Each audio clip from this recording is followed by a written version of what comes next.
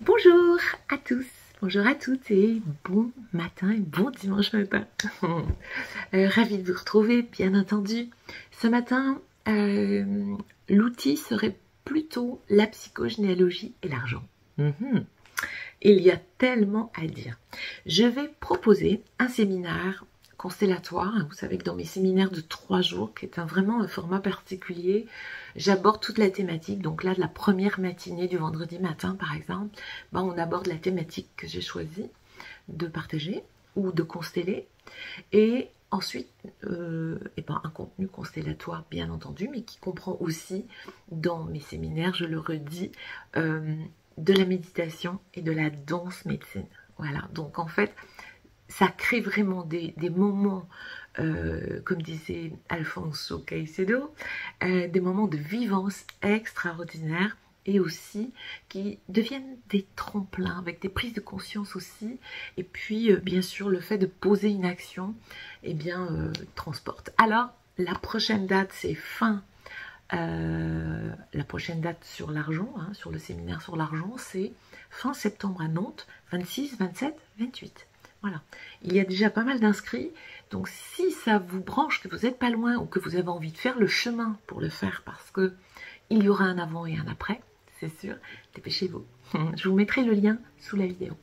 Alors, je dis, nous sommes les maillons d'une chaîne immense qui va allier notre inconscient personnel, notre inconscient familial et se relier à l'inconscient universel.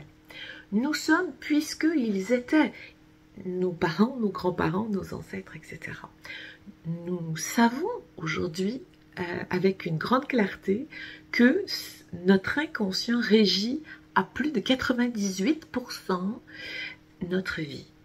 Nous n'avons conscience que à peine 2 ou 3%, donc du coup ça dépend des chiffres et là où on regarde, de ce que nous faisons, tant pour notre communication non verbale que ce que nous ressentons, et là nous sommes sur les émotions, nos réactions, et là nous sommes sur les réflexes et l'attitude, ou ce que nous vivons bien entendu, puisque là on va parler des états d'âme par exemple, et de notre chemin de vie. Cet inconscient, il est beaucoup, pour la plupart, programmé par le vécu de nos ancêtres, de notre enfance, de nos vies intérieures, de notre vie utérine et du projet de naissance, donc ce qui va aussi possiblement créer, je le remarque évidemment et je l'ai beaucoup développé ces dernières années, les empreintes périnatales dans lesquelles on va trouver de nombreuses parts que j'arrive à identifier. Donc quand on peut les lever, c'est autant de barrages qui se dissolvent sur la route. Alors parler d'argent, c'est pour la plupart du temps quand même encore un sentiment de malaise, c'est de la pudeur, parfois de la culpabilité, parfois de la honte. En tout cas, c'est un sujet qui est quand même toujours un peu tabou, C'est un sujet presque intime qu'on a du mal à aborder clairement. Dans d'autres pays, Canada, États-Unis, par exemple, on peut parler du salaire qu'on gagne, on peut le partager et l'énoncer clairement. En France, il y a quand même toujours encore un tabou. Est-ce que c'est lié juste à notre culture? Je ne sais pas, mais en tout cas, bon, voilà, je me dis qu'il faudrait peut-être essayer d'avancer. Dans certains milieux financiers, par exemple, l'argent, c'est une évidence et c'est un sujet qui est accessible et nos soucis. Dans notre tradition judéo-chrétienne aussi, il y a une contradiction qui dit, je ne sais pas si vous l'avez déjà entendu, bienheureux les pauvres. Comme si le fait d'être désargenté nous rendait plus heureux. Donc il n'y a qu'un pas pour y croire, c'est sûr. Et ça doit être sûrement bien accroché parce que c'est quand même très difficile l'argent pour beaucoup d'entre nous. On dit aussi qu'il est plus difficile, je crois qu'il y a une phrase qui dit il est plus difficile à un riche d'entrer dans le royaume des cieux qu'à un chameau de passer par le chat d'une aiguille. Bon, c'est une évidence en même temps, mais bon, voilà. Et donc, c'est le genre de croyance, vous voyez bien, qui conforte le pouvoir des personnes qui peuvent être bien nanties, mais aussi qui maintient les désargentés, j'allais dire, dans une position de soumission.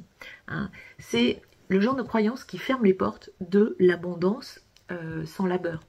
Et pourtant, l'énergie de l'argent, parce que pour moi c'est vraiment une énergie, devrait être un circulant fluide qui permet de réaliser ses objectifs, ses projets, qu'ils soient matériels, existentiels et parfois spirituels, parce que c'est aussi un circulant pour se former. Moi, j'utilise l'argent que je peux recevoir pour me former, pour apprendre, pour prendre soin de moi et permettre que je sois toujours au plus proche de la congruence qui, je pense, est nécessaire pour transmettre à l'autre. Alors, est-ce que vous connaissez, dans ce que je vais aborder, mais est-ce que vous connaissez la différence entre l'abondance dont on parle beaucoup et la prospérité? Et donc, savez-vous que l'argent est une énergie? Ah mais incroyable! Est-ce que vous connaissez les injonctions de l'insuccès, parce qu'on parle de l'argent et de la réussite, hein? Voilà, dans le séminaire que je vais proposer, ce sera ça, et c'est incroyable de voir à quel point on peut se mettre des balles dans le pied. Alors, en psychogénéalogie, eh bien, on comprend que les difficultés qui peuvent être relatives à l'argent sont très souvent intimement liées à des conflits, à des fidélités familiales inconscientes. Il y a tous les dysfonctionnements, bien entendu, mais qui vont être un héritage, un legs, des croyances, des peurs qui peuvent être liées à l'éducation, au contexte socio-culturel, cultuel, etc. On observe que les personnes qui rencontrent des problèmes d'argent, qu'on peut appeler des débiteurs chroniques, des acheteurs compulsifs, des personnes qui vont se mettre en comportement d'échec, véhiculent des croyances qui sont le plus souvent bien enracinées. Genre, j'ai pas le droit, je mérite pas, j'ai pas de valeur, je me sens coupable, est-ce que je suis légitime, comment je vais faire s'il m'en manque, enfin, vous voyez, avec de l'angoisse. Ces croyances qui sont inconscientes, hein, la plupart du temps, ou semi-conscientes, en fait, elles génèrent un comportement qui est de l'auto-sabotage. Et ce sont des mécanismes qui impliquent aussi des peurs. Peur de consulter ses comptes, peur de régler ses factures, peur d'arriver à équilibrer un budget, de réclamer aussi l'argent qu'on a prêté, par exemple, etc. On peut se laisser submerger, ouais, se laisser engloutir dans ces méandres-là, jusqu'à se mettre dans des situations qui vont être des situations et des difficultés financières, voire parfois chroniques, c'est-à-dire qui reviennent régulièrement. Et du coup, dedans, on va pouvoir, dans ces mémoires, trouver, parce que je relève souvent, moi, dans les enquêtes transgénérationnelles, il y a des mémoires de pénurie. Quand il y a eu exode, quand il y a eu immigration, parfois il y a la famine aussi. Et la famine, ben, si j'ai faim, c'est du manque. Hein, bien entendu. Avec quoi on achète à manger, ici aujourd'hui, c'est l'argent. Hein. On voit bien que si on n'a pas d'argent, ben c'est compliqué pour se nourrir, on s'en doute. Voilà. En tout cas, tout ça fait un petit chemin. Il y a les spoliations d'héritage, hein, qui reviennent. Alors là, je ne vous dis pas, très souvent. Les dettes de jeu, peut-être qu'un ancêtre a tout perdu au jeu. Voilà, il y a les dettes affectives, autour d'un divorce, autour d'une rupture de lien familial entre des frères lors d'une passation, par exemple, de l'entreprise créée par le père, etc. Il y a, je pense, pour moi, je vois bien un triptyque, hein, comme on connaît très bien le triangle de Karpman. Il y a vraiment un lien entre l'argent, l'amour et la mort. Voilà, donc dans le séminaire que je prévois là, fin septembre, voilà, je vais pouvoir vous partager un petit peu ce que j'ai compris, mais surtout comment on revient à peut-être de la fluidité, peut-être un lien à l'argent, j'allais dire, qui est dépourvu de tous ces spectres-là. Voilà, on revient sur même l'argent de poche, le premier salaire, enfin, et tout ce qui s'y rattache avec, parce que tous autant que vous êtes, vous avez des mémoires, vous avez des souvenirs avec cela.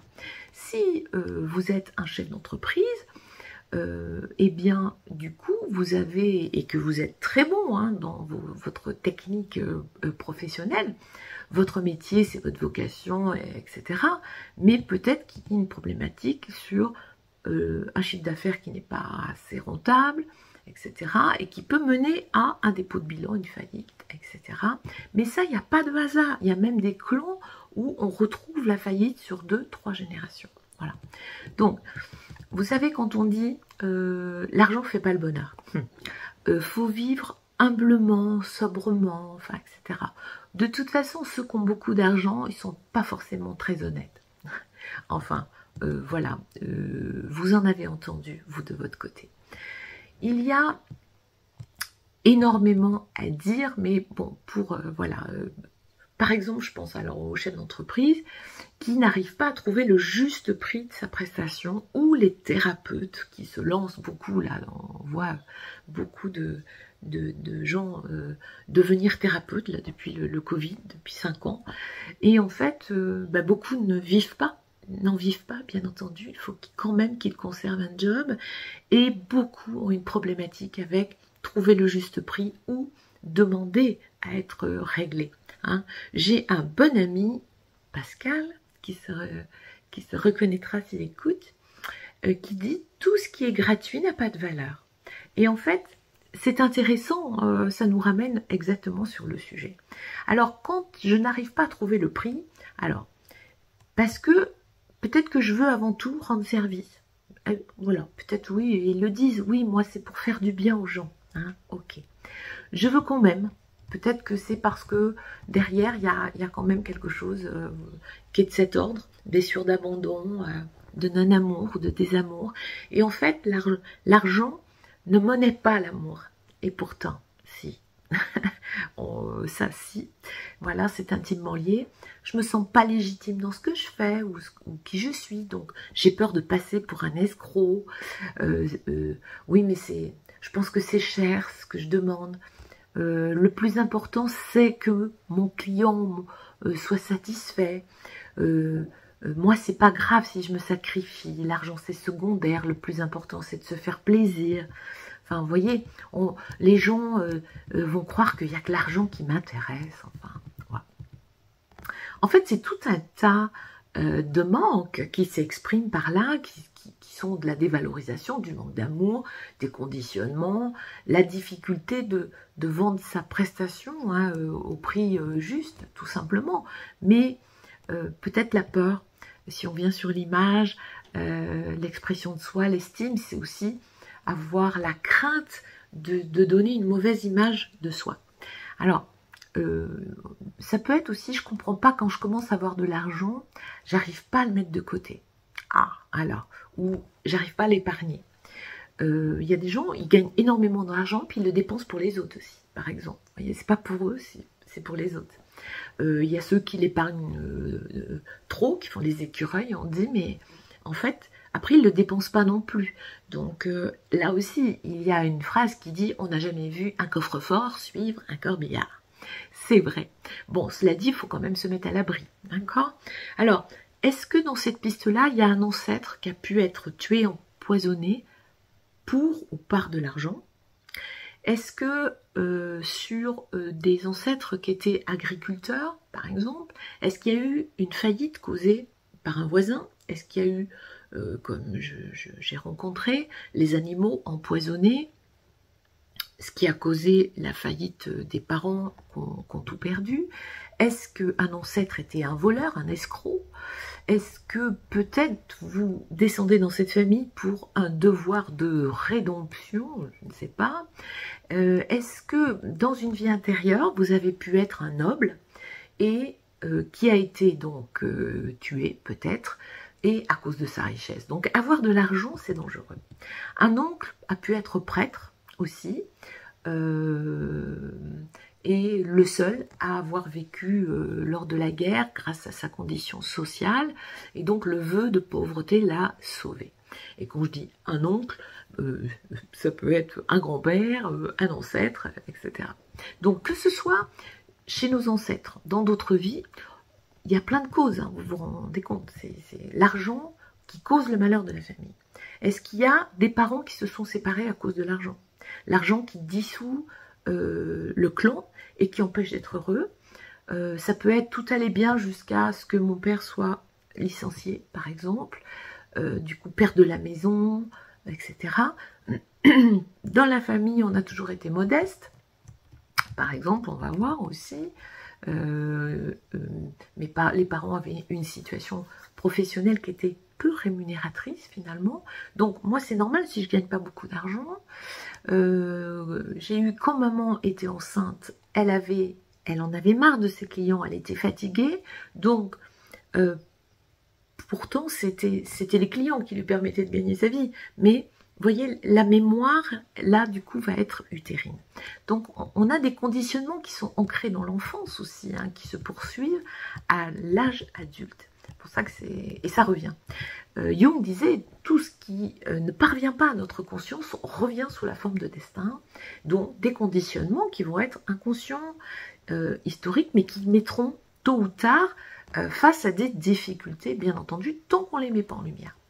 Voilà, moi je suis énormément de personnes qui, quoi qu'elles fassent, des coachings, pour gagner de l'argent, pour se faire connaître, etc. Ça ne marche pas parce que à la racine, c'est le programme qui pilote, d'accord? Et j'aime bien dire que l'argent, c'est l'art que l'on remet aux gens et c'est aussi l'avant-dernière étape de la transmutation alchimique dont je parle d'ailleurs en séminaire, hein, de ce qui nous plombe en or au travers cette étape alchimique. En fait, notre perception de l'autre est parfois un miroir et donc c'est intéressant de se dire, alors, qu'est-ce qu'il en est pour moi finalement, ok? Est-ce qu'il y a des mécanismes de fidélité transgénérationnelle?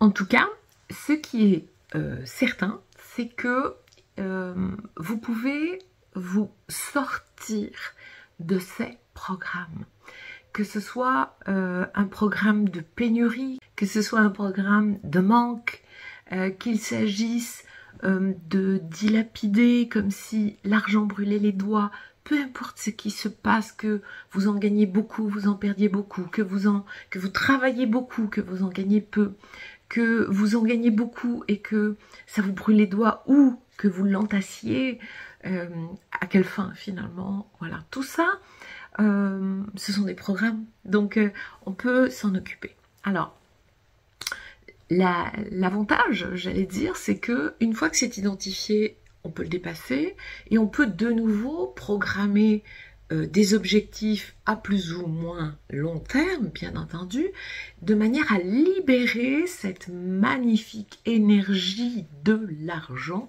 Je dis des valeurs parce que voilà. Je vais vous donner un exemple pour terminer d'une stagiaire qui était venue avec moi au Maroc il y a quelques années de ça en retraite, et sur le chemin du retour, en covoiturant de l'aéroport à Paris à Tours, eh bien on fait une pause boisson sur l'aire d'autoroute, et elle oublie à la caisse son porte-monnaie, son porte-valeur. Et une fois dans la voiture, voilà, et elle cherchait quelque chose dans son sac à main et elle me dit oh, « Coco, tu vas rigoler, je crois que j'ai laissé mon porte-monnaie. » Voilà. Et elle me dit « C'est pas grave, en fait, il n'y avait plus de valeur dedans. » Et dans cette semaine-là, on avait travaillé toute la semaine sur la thématique « Vivre et incarner les accords toltèques au quotidien » et donc garder nos valeurs, retrouver, renouer avec nos valeurs fondamentales et laisser les autres. Donc elle avait laissé bon nombre des valeurs parentales avec lesquelles elle continuait et du coup sur le chemin, c'est une belle synchronicité. Voilà. Le but c'est En fait, c'est de s'autoriser soi-même à être un acteur de son aisance financière, de sa sécurité aussi financière et de la décomplexer, j'allais dire. Oh là là, ok. Allez, j'espère que ça va vous aider à cogiter un petit peu.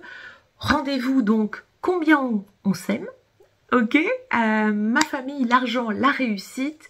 3 jours de séminaire à Nantes, 26, 27, 28 septembre. Je vous embrasse du fond du cœur et je vous dis à tout bientôt, ici ou là.